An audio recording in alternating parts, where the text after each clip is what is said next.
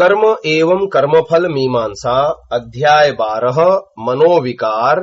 काम। काम का रूढ़ अर्थ तो उपस्थेंद्रिय के विकार जनक भाव का है। पुरुष के लिए स्त्री सुख और स्त्री के लिए पुरुष सुख। परंतु काम का व्यापक अर्थ मात्र एक इंद्रिय के साथ सीमित नहीं है। काम का अर्थ है किसी भी इंद्रिय के अर्थ की यानी विषय की प्रबल वेग से कामना जो व्यक्ति को आतुर कर दे। जब आतुरता आती है तो पवित्र और अपवित्र का ज्ञान, शुभ और अशुभ का ज्ञान, धर्म और अधर्म का ज्ञान यानी विवेक धुंधला होते होते लुप्त हो जाता है। गीता में कहा है, ध्यायतो विषयान् पुंसः संगस्तेषुपजायते संगात् संजायते कामः कामात् क्रोधोऽभिजायते क्रोधात् भवति सम्मोहः सम्मोहात् स्मृतिविभ्रमः स्मृतिभ्रंशात् बुद्धिनाशो बुद्धिनाशात् प्रणश्यति। गीता दूसरा अध्याय 62वें और 63वें श्लोक में। अर्थात किसी भी इंद्रिय के विषय का ध्यान करते हुए मनुष्य की उस ध्येय वस्तु में आसक्ति उत्पन्न हो जाती है। जैसे किसी को किसी मिष्ठान्न में रुचि हुई या किसी संगीत में या किसी गंध में या किसी स्त्री अथवा पुरुष में रुचि हुई, आसक्ति के उत्पन्न होने पर किसी भी उपाय से उस वस्तु या विषय को प्राप्त करने की कामना यानी काम उत्पन्न हो जाता है। और यदि उस कामना पूर्ति में किसी प्रकार की बाधा पड़े तो क्रोध उत्पन्न हो जाता है। क्रोध से किसी कार्य का क्या परिणाम होगा यह विवेक नहीं रहता। तब उसने किसी समय किसके साथ क्या वचन किया था यह स्मृति लुप्त हो जाती है। फिर स्मृति नाश के साथ संपूर्ण सदुपदेश लुप्त हो जाते हैं और मनुष्य बुद्धिहीन हो जाता है। बुद्धि के नष्ट होने पर मनुष्य नष्ट हो जाता है। धर्म, अर्थ, काम और मोक्ष रूपी पुरुषार्थ चतुष्टय का काम इसी व्यापक अर्थ का वाचक है, न कि मात्र एक इंद्रिय विशेष का सुख। यह सभी इंद्रियों के सुखों की प्राप्ति की कामना को इंगित करता है। यहाँ पर मुख्यतः हम रूढ़ अर्थजन्य काम पर ही विचार करेंगे।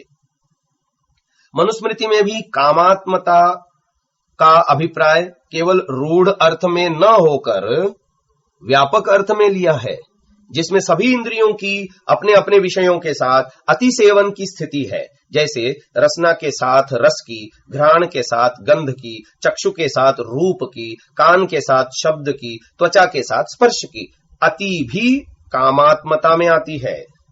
परंतु इन इंद्रियों का विषयों के साथ संयोग न होने देने पर विषयों का बोध नहीं होता। जैसे आंख बंद कर लेने पर रूप का, कान बंद कर लेने पर शब्द आदि का बोध नहीं हो सकता। परंतु काम रूढ़ अर्थ में उपस्थ इंद्रिय विकार जन्य की उत्पत्ति एवं जागृति विषय के चिंतन मात्र से तथा इंद्रिय में उत्तेजना केवल स्मृति मात्र से हो जाती है। उस काल में उसके लिए भोग सामग्री उपस्थित न होने पर भी पूर्व भुक्त, दृष्ट या पठित की स्मृति मात्र ही काम को जागृत करने में समर्थ रहती है। फलस्वरूप मनुष्य की उत्तेजक इंद्रिय विवेक का नाश कर डालती है और परिणाम स्वरूप शुभ अशुभ का बोध नहीं होने देती। फलस्वरूप कामांध व्यक्ति अविवेक से ग्रस्त होकर संभावित सभी अनर्थ कर डालता है। अतः काम विकार मनुष्य के शत्रुओं में महान तथा उग्रतम शत्रु है। इसका मुख्य उपकरण देह है, जिसके द्वारा यह मनुष्य अपना तथा दूसरों का सर्वनाश कर डालता है। देह के रंग रूप आदि पर मुग्ध हुए नर नारी कामांध होकर पाप के गर्त में जा गिरते हैं। और यदि इसके लिए मनुष्य के पास बाह्य साधन न हो तो हस्तमैथुन से ही स्वयं को नष्ट करने पर लग जाता है। काम का संबंध शरीर से है। आत्मा जब मन को प्रेरित करता तो मन इंद्रिय के साथ मिलकर उपलब्ध विषय स्त्री या पुरुष से अपनी काम वासना को पूरा करता है। अर्थात काम का मुख्य साधन शरीर ही है और मन के द्वारा आत्मा साधक है। परंतु मन को ही काम का मुख्य केंद्र यानी साधन बना डाला है। अर्थात आत्मा मन रूपी सारथी के द्वारा काम के क्षेत्र में जा उतरता है। मानव की संकल्प शक्ति तथा यथार्थ ज्ञान कमजोर और परिवर्तनशील होने के कारण ही उसके सारे जीवन का ढांचा ही बदल जाता है। बुद्धि द्वारा सही निर्णय न कर पाने से तथा मन पर भी नियंत्रण न होने के कारण जो मन चाहता है व्यक्ति वही करता जाता है। और यदि मन काम को चाहता है तो हम भी काम को चाहने लगते हैं। जैसा कि गीता में कहा है कि काम ही सबसे प्रबल शत्रु है, अतः काम का वेग बहुत बलवान होता है। इसके वेग में बड़े बड़े विद्वान भी बह जाते हैं। इसका परिणाम यह होता है कि जहां हमें काम का उपयोग और उपभोग करना होता है वहां काम ही हमारा उपयोग और उपभोग करने लगता है। पुरुषार्थ चतुष्टय में तीसरे स्थान पर आने वाला काम हमारे पूरे पुरुषार्थ को ही ले डूबता है और व्यक्ति के धर्म, अर्थ और मोक्ष नष्ट हो जाते हैं। क्योंकि अनियंत्रित काम से पहले शरीर नष्ट होता है, फिर तीनों धर्म, अर्थ और मोक्ष नष्ट हो जाते हैं। शरीर में काम का आधार यौन ऊर्जा है। यह यौन ऊर्जा पुरुष शरीर में वीर्य और स्त्री शरीर में रज कहलाती है। वीर्य हमारे द्वारा खाए गए भोजन से बनने वाला अंतिम 7वां धातु है, जो भोजन के सार रूप में होता है। शरीर में बनने वाले धातु क्रमशः रस, रक्त, मांस, मेद, अस्थि, मज्जा और शुक्र यानी वीर्य है। यह रजवीर्य शरीर में ओज का पोषण करते हैं। इस यौन ऊर्जा का शारीरिक इच्छा पूर्ति हेतु प्रयोग अधोगति है और जब योग साधना प्राणायाम द्वारा इसको ऊर्ध्व गति प्रदान कर दी जाती है तो यह आत्म साक्षात्कार तथा परमात्मा साक्षात्कार में सहयोगी बन जाता है। यही इसकी वास्तविक सफलता है। गीता 3 अध्याय 40वें श्लोक में काम का अधिष्ठान मन को भी कहा है। इसलिए शरीर के रोगी होने की अपेक्षा मन का रोगी होना अधिक भयावह है। शरीर से काम शक्ति को व्यय करने की अपेक्षा मानसिक चिंतन से यौन शक्ति को व्यय करना बहुत अधिक हानिकारक होता है। मनोविज्ञान के अनुसार मानसिक काम चिंतन से कई विकृतियां पैदा होती हैं, जिसके कारण ऐसा व्यक्ति वास्तविक जीवन में शारीरिक रूप से यौन क्रिया के योग्य ही नहीं रह पाता और परिणाम यह होता है कि वह अतृप्त अनुभव करता रहता है। यही अतृप्ति उसमें अवसाद, खिन्नता, अधैर्य और नपुंसकता के साथ साथ मानसिक कुंठा पैदा कर देती है। वह बिना कुछ किए धरे भी बेकार और कमजोर होता चला जाता है। यौन के विषय में चिंता करते रहना ही कामुकता है। वास्तविक यौन एक मर्यादा और सीमा में किया जाए तो अधिक बुरा नहीं।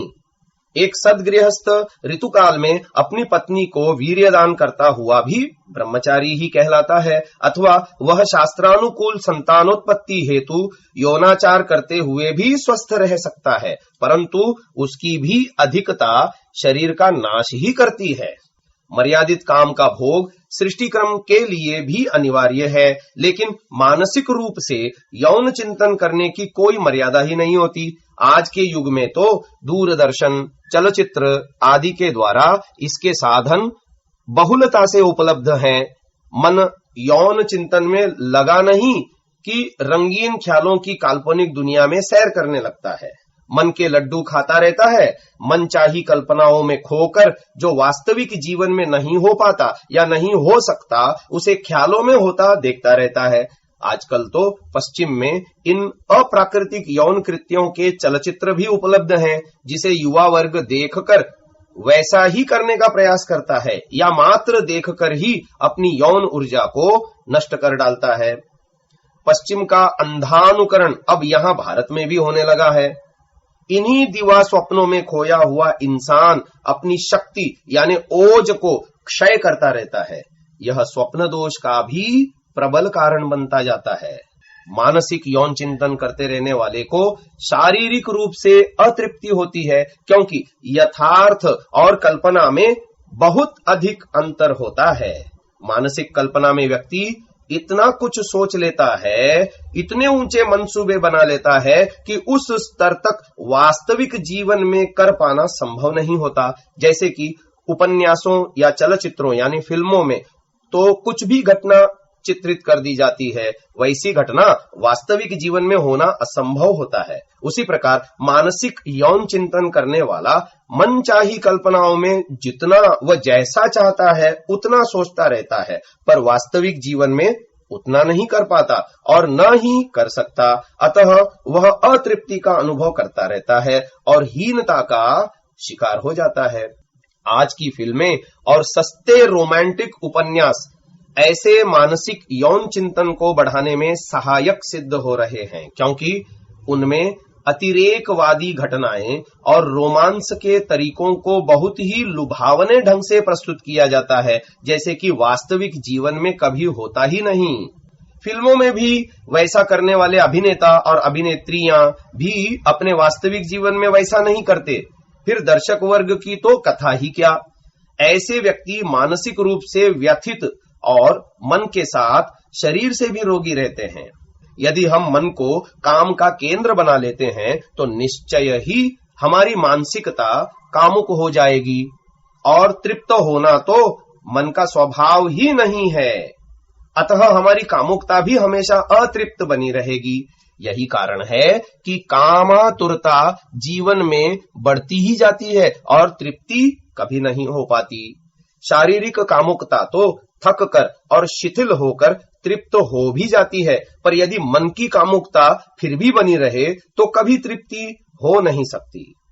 पश्चिम के देशों में नाना प्रकार से कामुकता को तृप्त करने के प्रयत्न किए जा रहे हैं, जैसे ब्लू फिल्में, ग्रुप सेक्स, न्यूड क्लब और न जाने क्या क्या तरीके खोज लिए गए हैं, पर मन की प्यास तो बुझी ही नहीं और ही बढ़ती जा रही है। यह यौन ऊर्जा का उपयोग सिर्फ कुछ देर के लिए सुखानुभूति के लिए तथा मानसिक तृप्ति के लिए किया जाता है, ऐसे सुख के लिए जो जल्द ही समाप्त हो जाता है।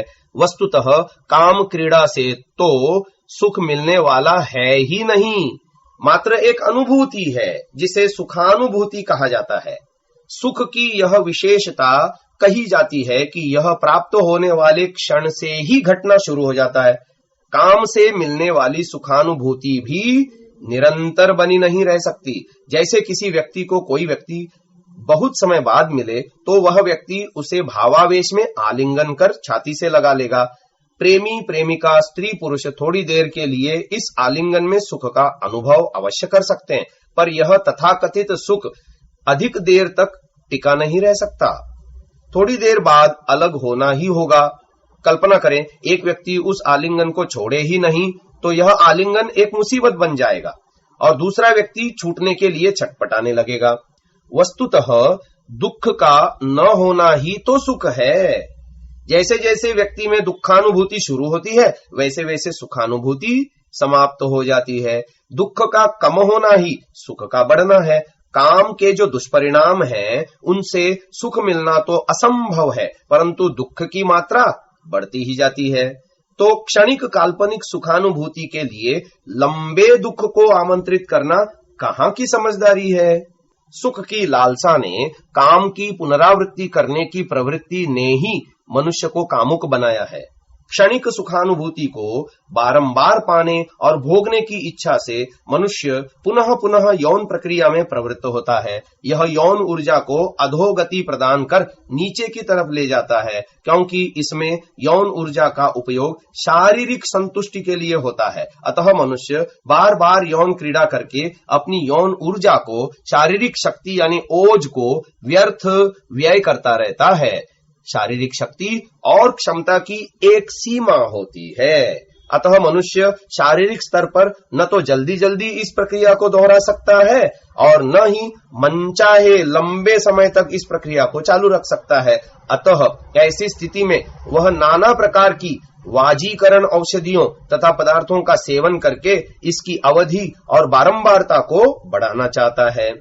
जब शरीर इस प्रक्रिया को करने में असमर्थ हो जाता है तो मनुष्य मानसिक चिंतन करके ख्याली पुलाव पकाने लगता है, लेकिन इस चक्र से निकलता नहीं।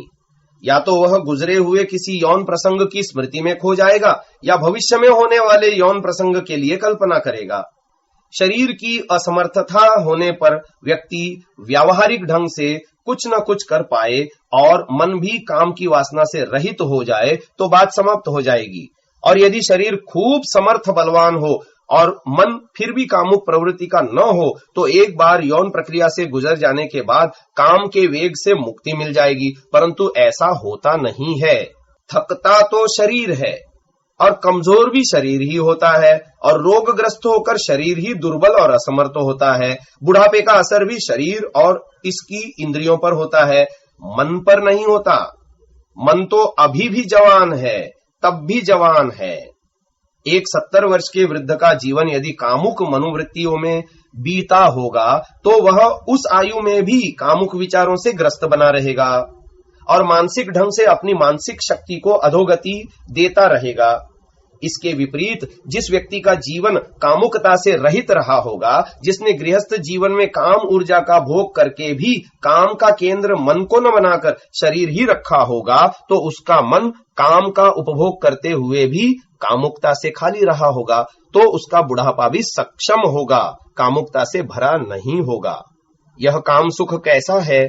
जो भाव नर नारियों की इंद्रियों को उच्छृंखल बनाता, प्राण को पागल करता, मस्तिष्क को विक्षिप्त करता, हृदय का दग्ध करता तथा देह के रक्त को खौला कर मथ डालता है और कांति को अंततः हर लेता है, उसे काम सुख के नाम से जाना जाता है।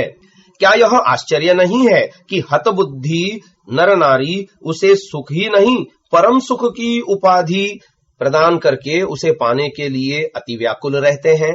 यह भ्रामक सुख की भावना सरलता से नष्ट होने वाली भी नहीं है, क्योंकि इस भावना को जागृत करने में सभी विषय सहायक होते हैं, जैसे रंग, रूप, आकृति, भाव, भंगिमा, स्पर्श, भाषण, गंध और प्राणिक आवेश आदि। काम सुख नर नारियों की गुप्त इंद्रियों के संस्पर्श से, इनके संघर्षण से, अंगों के मर्दन से तथा शुक्र शोणित के स्खलन से प्राप्त होता माना जाता है।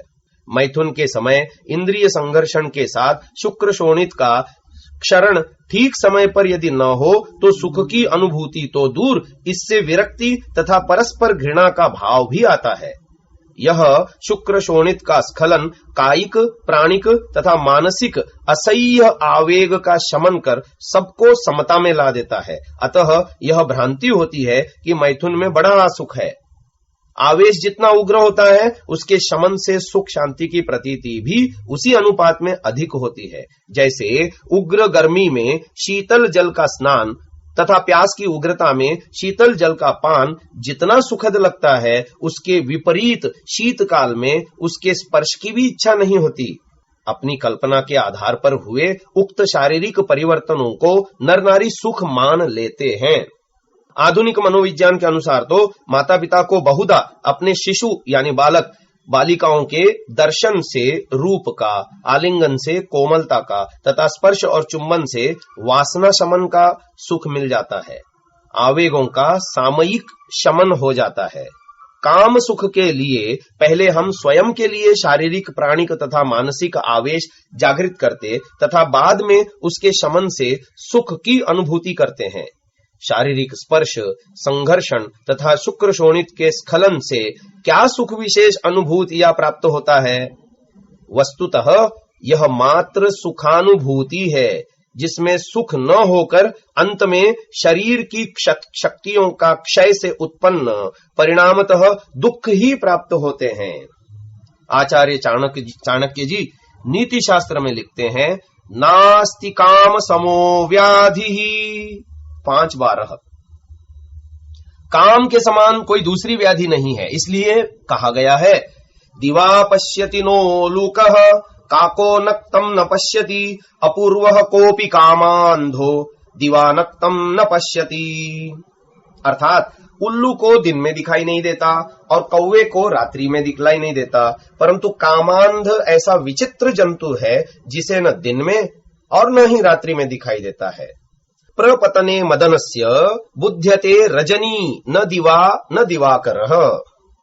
काम का प्रभाव आ जाने पर दिन, रात्रि और सूर्योदय का ज्ञान नहीं होता।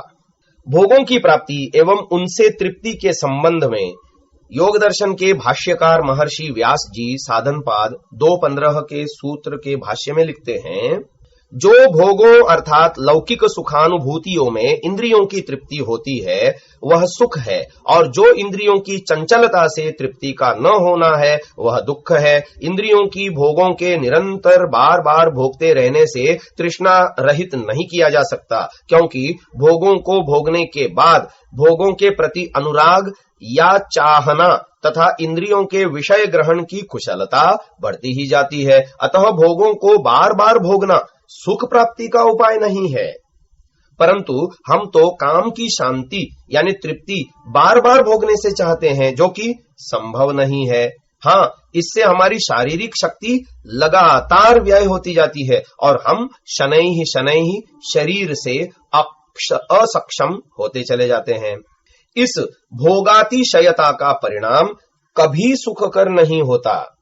काम की मदिरा पीकर कामातुरता के कारण विषयों में आकंठ डूबे हुए जिन भोगियों का भोग करते समय यह काया यानी शरीर अति कमनीय, रमणीय और संसार की सबसे प्रियतम वस्तु लगती है, वे नर नारी परस्पर एक दूसरे को चूमते, चाटते तथा शरीर के घृणित अवयवों को चाटते हैं, जिनसे सदा मल मूत्र आदि, श्वेद, पसीना, कफ आदि ही निकलता रहता है। शारीरिक वैज्ञानिकों के कथनानुसार मैथुन के समय नर नारी देहों की अवस्था अत्यंत घृणास्पद होती है, परंतु जब भोग की अति के कारण परिणाम स्वरूप शरीरों का रक्त सूखने लगता है, इंद्रियों का तेज क्षीण होकर देह की अस्थियां दांत दिखाने लगती हैं तथा अपच, मंदाग्नि, श्वास, कास, प्रमेह, मधुमेह, उपदंश, आतशक या सोजाक, कुष्ठ, यक्ष्मा, ओजक्षय यानी एड्स आदि दुष्ट रोग होकर देह को पीड़ित करते हैं, तब दोनों ही नर नारी रोते हैं, त्राही त्राही करते हैं, परंतु समय हाथ से निकल चुका होता है और जीवन नष्ट हो चुका होता है। ऐसे में भोगों ने ही हमें भोग लिया होता है और व्यक्ति के मन से भोग का भूत ऐसा भागता है कि फिर पीछे मुड़कर मुंह नहीं दिखाता। परंतु अब पछताए होत क्या, जब चिड़िया चुग गई खेत। इस काम का एक और सबसे बुरा परिणाम यह भी होता है कि मानव सामाजिक मर्यादाओं को भी भूल जाता है। वह सामाजिक दृष्टि से दूसरों के साथ पवित्र रिश्ते बनाता है या जन्म के कारण पारिवारिक दृष्टि से भी पवित्र रिश्ते बने होते हैं, जैसे बहन, बेटी, माता आदि। काम के अनियंत्रण के कारण व्यक्ति इन पवित्र रिश्तों की मर्यादाओं को भी भूलकर बलात्कार, कामाचार में लिप्त होकर न केवल अपना नाश करता अपितु दूसरे का भी नाश करता तथा सामाजिक मर्यादाओं को नष्ट करता हुआ स्वयं तथा दूसरों के लिए इस लोक तथा परलोक में भी नरक यानी दुखों को प्राप्त करता व कराता है। मान लीजिए किसी पुरुष ने किसी पड़ोस में रहने वाली या अपने मित्र की बहन को या जिनके घर उनका आना जाना होता है उस घर की कन्या को या बचपन में जिसके साथ खेले या जिससे वह प्रेम करता हो तथा उसका विवाह कहीं अन्य हो गया हो और सामाजिक दृष्टि से बुराई से बचने के लिए उसको या ऐसी ही किसी अन्य स्त्री को बहन कह दिया हो या मान लिया हो, जबकि वह वास्तव में उसकी माता से उत्पन्न न होने से बहन न भी लगती हो। अगर वह व्यक्ति कामातुरता के कारण कभी एकांत मिलने पर उसके साथ बलात्कार कर ले तो हम इसे क्या कहेंगे? बहन का बलात्कारी, क्योंकि वह उसे पहले बहन का पवित्र रिश्ता दे चुका है। अगर बहन आयु में छोटी हो तो बेटी के समान और अगर बड़ी हो तो मां के समान होती है। ऐसी दृष्टि में एक और दोष माता या बेटी का बलात्कारी कितना महान दुष्कर्म यानी पाप है, जिसका प्रायश्चित्त इस जीवन के रहते संभव ही नहीं है।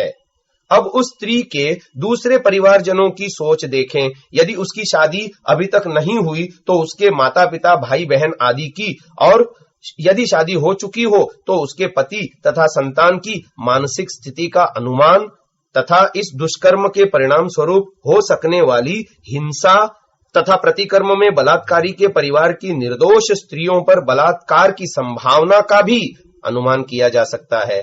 ऐसी स्त्रियों में उस बलात्कारी की बहन, बेटी या पत्नी भी हो सकती हैं।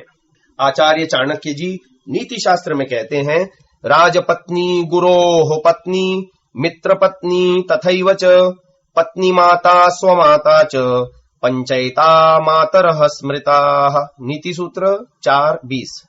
अर्थात राजा की पत्नी, गुरु की पत्नी, मित्र की पत्नी, पत्नी की माता और अपनी माता, ये 5 माताएं मानी जाती हैं। अर्थात ये सब माता के समान हैं। विचार करें, कितने व्यक्ति मित्र की पत्नी को माता के समान मानकर व्यवहार करते हैं। मित्र की पत्नी के साथ काम संबंध बनाने वाला या बलात्कार करने वाला वस्तुतः माता के साथ ही तो अनाचार कर रहा होता है, माता के साथ। इन परिस्थितियों में वह अपनी सगी मां, बहन या बेटी के साथ कामाचार न करता हुआ भी मानो वही कर रहा है और उनके साथ किए जाने वाले बलात्कार के पाप का ही भागी है। मानो वह उन पराई स्त्रियों को जिनसे शास्त्र की मर्यादा के अनुसार पवित्र रिश्ता है या जिनके साथ सामाजिक रूप से पवित्र रिश्ता बना लिया है ही कपड़े उतारकर नग्न नहीं करता, अपितु अपनी मां, बहन और बेटी के ही कपड़े उतारकर उन्हें नग्न करता है तथा उनके साथ बलात्कार करता है। दुराचारी व्यक्ति तो समाज में उन घरों को भी ढूंढते हैं जहां कोई विधवा रहती हो तथा अवसर पाकर मित्र बनकर या थोड़ी बहुत सहायता कर अपनी काम वासना की पूर्ति करते हैं। हमें समाचार पत्रों में ऐसी घटनाएं भी पढ़ने को मिल जाती हैं जिसमें एक स्त्री ने अपने प्रेमी के साथ मिलकर पति की हत्या कर दी। चाचा या मामा के लड़के ने अपनी चचेरी या ममेरी बहन के साथ बलात्कार किया, या घर का नौकर मौका पाकर घर की बहू बेटी के साथ बलात्कार कर तथा धन आदि लूटकर भाग गया। एक विधुर ने अपने दूसरे विवाह में बाधक अपनी 3 बेटियों को एक अनजान स्थान के लिए गाड़ी में बिठाकर रवाना कर दिया। पिता का पुत्री के साथ अवैध संबंध आदि, यह सब काम के ही दुष्परिणाम नहीं तो और क्या है। स्त्रियों पर अत्याचार, बलात्कार। एक रिपोर्ट पंजाब केसरी में छपी थी जिसके अनुसार 85 से 90% तक बलात्कारी व्यक्ति स्त्री के अपने परिवार या आस पड़ोस से होता है, जिसमें उसके अपने चचेरे, ममेरे, फुफेरे या मौसेरे भाई, जीजा, चाचा, मामा, फूफा, मौसा आदि, घर का नौकर, आड़ोस पड़ोस के युवक, घर में आने वाले उसके भाई के मित्र तथा किन्हीं स्थानों पर स्वयं उसका अपना भाई या पिता तक भी होता है। कितना घृणित समाज का नक्शा है। यह काम का ही दुष्परिणाम है। काम के दुष्परिणाम के कारण तो व्यक्ति क्या कुंवारी कन्या, क्या अविवाहित स्त्री, दोनों को ही अपनी वासना का शिकार बनाता है। विवाहित स्त्रियों की स्थिति में उसके अपने परिवार के कई रिश्तेदार जो ससुराल या मायके के भी होते हैं, उससे अपनी काम वासना की पूर्ति के अवसर ही ढूंढते रहते हैं। इनमें उसके पति के भाई, मित्र आदि तथा कई स्थितियों में ससुर तक भी बलात्कार करते हैं। अगर किसी घर में कोई बहु विधवा हो तो देवर, ससुर या पति के अन्य मित्र, उसके पूर्व प्रेमी या मायके के रिश्तेदार भी उसके साथ संबंध बनाने के लिए आतुर रहते हैं तथा अवसर मिलने पर बलात्कार भी करते हैं। काम वासना पूर्ति के लिए मात्र बलात्कार ही होते हो ऐसा नहीं है।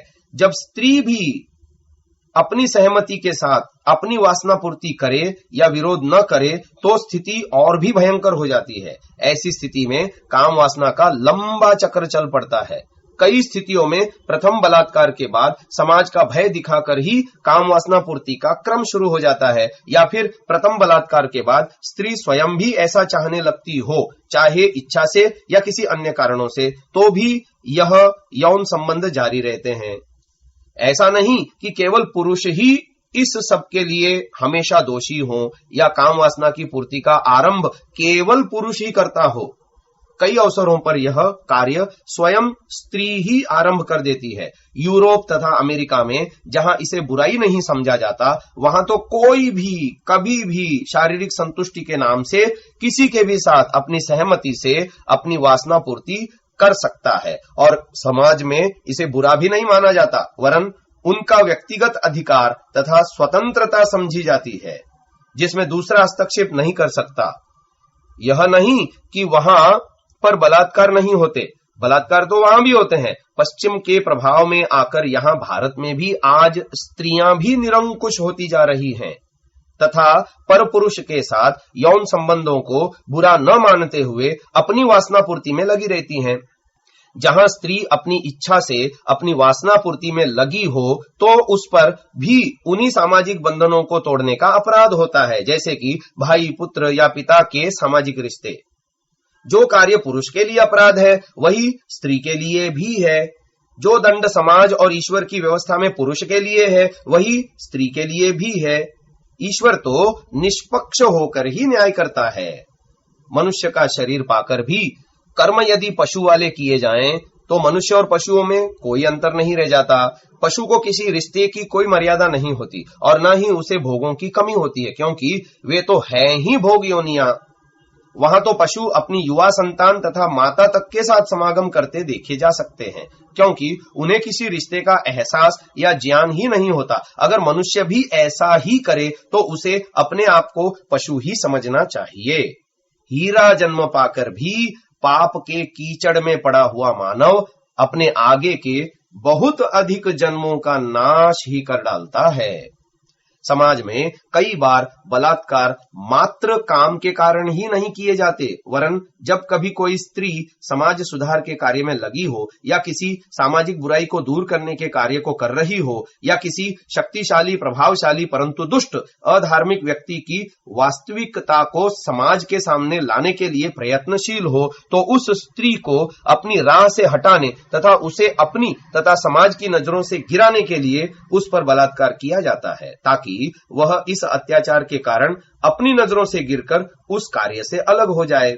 समाज में प्रचलित वेश्यावृत्ति तथा वेश्याओं की दलाली करने वाले व्यक्ति भी इसी काम रूपी भयंकर दोष से ही तो ग्रस्त हैं, जिसमें केवल एक स्त्री या पुरुष ही अपना नाश नहीं करता, अपितु वह अपने साथ साथ अनेकों अन्यों का भी नाश करता और उनके पतन का कारण बनता है। वेश्याओं के पास आकर अपने शरीर की तथा कथित आग को शांत करने का प्रयास करने वाले काम से ही तो पीड़ित होते हैं। अतः काम का यह भयंकर दुष्परिणाम है। जिन देशों में व्यभिचार समाज में खुले रूप से होता है वहां इसी कारण ही एड्स जैसा भयंकर लाइलाज रोग फैला, जिससे ग्रस्त व्यक्ति शीघ्र ही मृत्यु पथ पर अग्रसर हो जाता है। काम वासना के प्रभाव के कारण अपने ऊपर किसी सामाजिक बंधनों को स्वीकार करने से बचने हेतु वर्तमान काल में बिना विवाह के ही लिव इन संबंध बना रहे हैं, जिसमें स्त्री और पुरुष अपनी इच्छा से बिना विवाह के ही इकट्ठे एक ही मकान में रहते हैं और विवाहित न होते हुए भी विवाहित जैसा व्यवहार करते हैं। इनके लिए शारीरिक काम वासना की पूर्ति ही मुख्य होती है। ऐसे संबंधों को स्वीकार करने वाले स्त्री पुरुष यह भूल जाते हैं कि क्षणिक स्वार्थों के कारण बने ये संबंध उनको पारिवारिक उत्तरदायित्वों में नहीं बांधते और वृद्धावस्था से पूर्व ही अथवा आपत्ति आने पर लिव इन का साथी साथ छोड़कर भाग जाता है। अब इस प्रकार के संबंधों से उत्पन्न समस्याओं से निपटने हेतु, स्त्रियों के अधिकारों की रक्षा हेतु तथा उनकी होने वाली संतानों की समस्याओं एवं अधिकारों हेतु उन देशों की स्थानीय सरकारें कानून बना रही हैं। अतः सामाजिक रूप से इस प्रकार के संबंधों को मान्यता प्रदान की जा रही है। यह भी काम का ही विकृत रूप है। सामान्य रूप से मानव को जीवन में कितनी बार काम क्रीड़ा करनी चाहिए, इस प्रश्न के उत्तर में सुकरात ने अपने शिष्य को कहा, जीवन में केवल एक बार। प्रश्न, यदि उससे संतुष्टि न हो तो? उत्तर, 2-3 बार। प्रश्न, तब भी संतुष्टि न हो तो? उत्तर, वर्ष में 1 बार। प्रश्न, तब भी संतुष्टि न हो तो? उत्तर, 6 माह में 1 बार। प्रश्न, तब भी संतुष्टि न हो तो? 3 माह में 1 बार। प्रश्न, तब भी संतुष्टि न हो तो? माह में 1 बार। प्रश्न, तब भी संतुष्टि न हो तो? उत्तर, घर में 2 कफन खरीद कर रख लो, फिर जो चाहे सो करो। कामुकता से बचने के उपाय। कामुकता से बचना ही काम के वेग को रोकना है। काम का दुरुपयोग न करना ही काम के वेग से बचना है। संयम रखते हुए नियमानुसार अपने स्वास्थ्य, बल और जीवन के उद्देश्यों को ध्यान में रखते हुए उचित आहार, विचार के अनुसार काम का उपभोग करके ही काम के वेग का मुकाबला करना संभव है। इसके लिए कुछ उपाय दिए जा रहे हैं जो कि न केवल साधारण नर नारियों के लिए उपयोगी हैं, वरन अच्छे स्वाध्यायशील लोगों के लिए भी उपयोगी होंगे। पहला उपाय, स्वास्थ्य रक्षा के सभी नियमों का भलीभांति अध्ययन करना और अपने स्वास्थ्य और बलवीर्य की रक्षा करते हुए किसी भी प्रकार की अति न करने का दृढ़ संकल्प करना। काम सुख को प्राप्त करने का सीधा एवं पहला असर शरीर पर होता है। इस अति से न केवल शारीरिक शक्ति और बलवीर्य का कोष खाली होता है, बल्कि चित्त में इसके प्रबल संस्कार बनते जाते हैं, जो हमें इस प्रक्रिया को बार बार दोहराने के लिए प्रेरित करते हैं। इसमें शारीरिक तथा मानसिक दोनों प्रकार से काम की अति का निषेध है। दूसरा उपाय, काम का यथोचित तथा सीमित मात्रा में उपभोग करना। काम का उपभोग करने में हर बार शक्ति का व्यय होता है। कितना ही धनवान व्यक्ति हो, यदि उसका खर्च अधिक और व्यर्थ है और आय से अधिक है, तो देर सवेर एक न एक दिन उसका दिवाला निकल ही जाएगा। यह बड़े मजे की बात है कि पैसा खर्च करते समय यह दिखाई देता है कि कुछ खर्च कर रहे हैं, पर काम का उपभोग करते समय काल्पनिक सुखानुभूति में ये भूल जाते हैं कि हमारे शरीर की शक्ति व्यय हो रही है। बड़ी भारी कीमत देकर ही यह कुछ पल की मौज मस्ती मिलती है, मुफ्त में नहीं। वीर्य शरीर का अंतिम धातु है और यह इत्र के समान है। बहुत सारा भोजन करने के बाद ही चंद ग्राम वीर्य बनता है। आयुर्वेद में इस संबंध में 3 श्लोक द्रष्टव्य हैं। सेवेत कामतः कामम तृप्तो वाजी कृताम हि मे त्रयाहाद वसंत शरदो पक्षाद वर्ष निदाघयो। अर्थात शीतकाल में उत्तम वाजीकरण औषधियों से तृप्त और बलवीर्य से पुष्ट शरीर वाला मनुष्य इच्छानुसार काम का सेवन करे।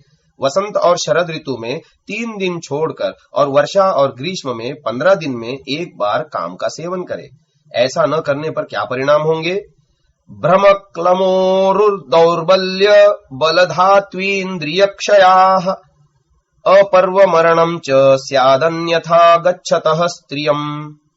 उपरोक्त विधि का पालन न करने से भ्रम, क्लम, जांघों में निर्बलता, बल व धातुओं का क्षय, इंद्रिय में निर्बलता और अकाल मृत्यु रूपी परिणाम होते हैं। और पालन करने पर स्मृति मेधायुरारोग्य पुष्टीन्द्रिय यशोबलैः अधिका मंदजरसौ भवन्ति स्त्रीषु संयताः।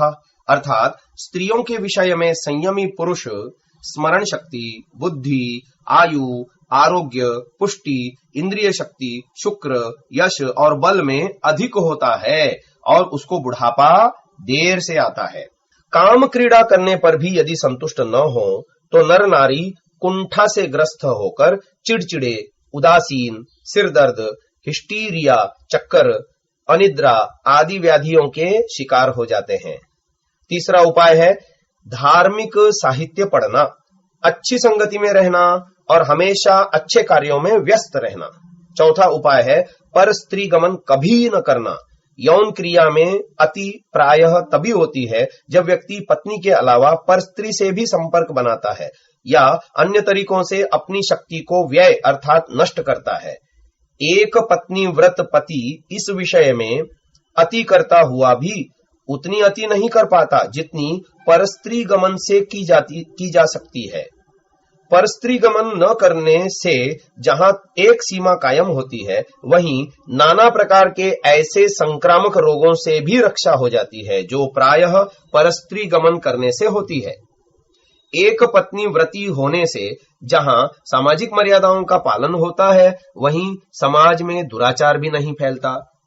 परस्त्री गमन या परपुरुष गमन करने वाले यह भूल जाते हैं कि ऐसा करने वाले अन्य लोगों के संपर्क में भी आते हो सकते हैं। इस तरह विभिन्न स्त्री पुरुषों से यौन संबंध करने पर गुप्त संक्रामक रोग एक दूसरे के हो जाते हैं। एड्स इस तरह का ही तो संक्रामक रोग है जिसका अभी तक तो उपचार ढूंढा नहीं जा सका। एक और परस्त्री गमन परपुरुष गमन न करने से जहां हमारा वर्तमान जीवन सुखी रहता है, वहीं दूसरी ओर हम अधर्म से भी बचे रहते हैं। महर्षि मनु जी इसे शारीरिक पापों में गिनते हैं, जिसके परिणाम स्वरूप न केवल वर्तमान जन्म में दुखी होते हैं वरन परलोक में भी ईश्वरीय व्यवस्था के अनुसार दंड के अधिकारी बन जाते हैं। अतः यह लौकिक तथा पारलौकिक दोनों दृष्टि से ही गलत कर्म है। पांचवा उपाय है सबसे महत्वपूर्ण उपाय, आत्मचिंतन। इससे लाभ हानि का विवेचन करना। यदि हम थोड़ी देर की मौज मस्ती के लिए अपने स्वास्थ्य, शरीर और आत्मा को, भविष्य को भारी संकट और दुख के सागर में गिरा देना चाहते हैं तो हमसे अधिक हमारा अपना कोई दुश्मन नहीं है। बाहरी दुश्मन से दूसरे बंधु बांधव तो हमारी रक्षा कर सकते हैं, पर हमें अपने आप से तो केवल हमारा स्वयं का आत्मचिंतन ही बचा सकता है। दूसरे की हत्या करना अगर पाप है तो आत्महत्या करना महापाप है। काम अर्थात यौन क्रिया की अति से तो हम अपने आप को आत्महत्या की ही राह पर ढकेल रहे हैं।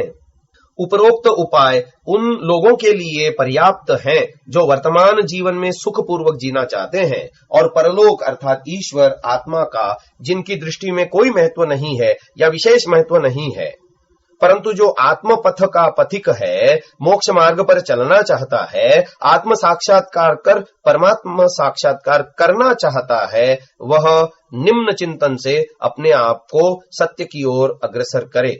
काम विकार युवा काल में नर नारी देहों में होने वाला महारोग है। यौवन काल में होने वाले शारीरिक परिवर्तन काम वासना को जागृत कर देते हैं। पिछले जन्म के संस्कारों से प्रभावित नर नारी एक दूसरे के प्रति आकर्षित होते हैं। यह सामान्यतः जनसाधारण के जीवन में होता है। अगर वैराग्य के संस्कार पूर्णतया प्रबल न हो तो जन्म से सुसंस्कारवान व्यक्ति एवं पिछले जन्मों से ही श्रेय पथ के राही भी इस विकार से थोड़ा बहुत दुख पा जाते हैं। वैराग्य का आश्रय ही इस महारोग से युद्ध में विजय पाने का एकमात्र उपाय है। इसी वैराग्य के द्वारा ही नर नारी श्रेय पथ पर आगे चले जाते हैं। कामी पुरुष युवा काल में विशेषतः स्त्री को अपने समीप अधिक रखना चाहता है, उसके संग आमोद प्रमोद प्राप्त करता है। यही बात कामी स्त्रियों पर भी लागू होती है। स्त्रियां ऐसा अवसर पाकर अपना अधिकार पुरुष पर जमा लेती है। परिणाम स्वरूप काम के कुसंस्कार और दृढ़ हो जाते हैं और आगे चलकर उनसे पीछा छुड़ाना असंभव सा हो जाता है। ईश्वर को पाने के इच्छुक नर नारियों को इसके विकट जाल में नहीं फंसना चाहिए। जो नर नारी काम के दास बन जाते हैं वे इस दुर्गम श्रेय पथ पर नहीं चल सकते। जो कामी नहीं होगा वही अपने मन तथा दूसरे के प्रति ताड़ना कर सकता है।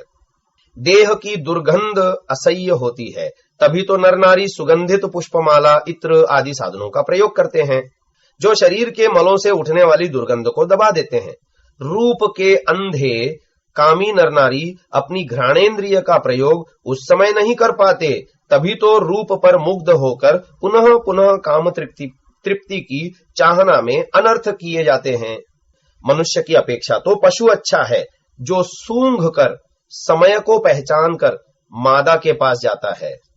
जिस किसी ने अपने शरीर के मलों को जान लिया है तथा काया के यथार्थ स्वरूप को जान लिया है, वह दूसरे की काया पर चाहे वह कितनी भी मन भावन प्रतीत क्यों न हो रही हो, मुग्ध नहीं हो सकता तथा काम पर विजय प्राप्त कर ही लेगा। गंदगी के इस पुतले से चिपट जाने तथा आलिंगन, चुंबन आदि का वेग काया के यथार्थ दर्शन से ढीला पड़ जाता है। काया का यथार्थ दर्शन आगे वैराग्य के अध्याय में दिया गया है। इसी उपाय से महाबली काम को जीता जा सकता है तथा इससे होने वाली सुख बुद्धि भी नष्ट हो जाती है। वीरों में शूर शिरोमणि वही है जिसने काम को जीत लिया है। काम ने बड़े बड़े ज्ञानियों का तथा तपस्वियों को पूर्ण वैराग्य के अभाव के कारण पछाड़कर धाराशायी कर दिया है। काम जैसे पशुत्व भाव को हठ या अंधी मूढ़ता से रोकना कठिन है। इसके लिए सतत प्रयत्न, काया का यथार्थ दर्शन तथा वैराग्य की प्राप्ति आवश्यक साधन है। यदि मनुष्य जन्म पाकर भी मात्र काम के उपभोग में फंसे रहे तो इस जीवन में रोग शोक से दुखी रहेंगे ही, मरकर भी अधोगति को ही प्राप्त होंगे। और यदि इसे जीत लिया तो मानो देवलोक जीत लिया। सभी साधनों का प्रयोग करके जैसे भी हो काम जैसे महाबली शत्रु को पददलित कर देना किसी महाशूरवीर का ही कार्य है। मानवेतर योनियां तो है ही भोग योनियां, वहां तो भोग प्रचुर मात्रा में उपलब्ध है तथा एक एक नर को कई कई मादाएं उपलब्ध होती हैं। न वहां समाज का नियम न किसी प्रकार का भय। मनुष्य मात्र का शरीर माता पिता के रजवीर्य से बनता है। इसके सभी छिद्रों से गंदगी निकलती रहती है। भीतर मांस रक्त अस्थियां मल मूत्र कफ भरा पड़ा है। बाहर पसीने से सना रहता है। देह मात्र से दुर्गंध निकलती है। दांत मुख नाक कान आंख कोख गुदा उपस्थ आदि सभी अंग मलमूत्र पसीना आदि सभी तरह की दुर्गंध छोड़ते रहते हैं। यह दुर्गंध साबुन स्नान आदि से भी दूर नहीं होती। इस दुर्गंध को सूक्ष्म घ्राणेन्द्रिय ही सूंघ पाती है। इन्हें सूंघो तो शरीर की मलिनता प्रत्यक्ष होगी। जैसे को तैसा मानकर वैसा ही उससे व्यवहार करना सदाचार कहलाता है। सत्यमानी और सदाचारी को हाड़ मांस चमड़े से बने रक्त कफ मल मूत्र आदि से भरे नर नारी देहों का रूप यौवन चमक आदि अपनी ओर नहीं खींच सकते। इस यथार्थता को जितना दृढ़ कर लेना चाहिए कि बाल युवा वृद्ध सबको देखते ही उपरोक्त रचना वास्तविकता से सामने आ खड़ी हो। ऐसी अवस्था में काम कहां टिका रह सकता है। वह तो ऐसे भागेगा जैसे गधे के सिर से सींग। यथार्थ बोध होने पर नर नारी देह एक समान ही जचते हैं। नर नारी देहों की रचना का यथार्थ बोध हो जाने पर मन को विचलित करने वाला भाव काम क्रीड़ा काम सुखादि रहता ही नहीं। तब श्रेय पथ का राही निर्भय होकर संसार में विचर सकता है। इस प्रकार के विचारों को सुदृढ़ कर ऊपर बताए हुए साधनों के द्वारा ही काम पर विजय प्राप्त की जा सकती है, अन्यथा नहीं।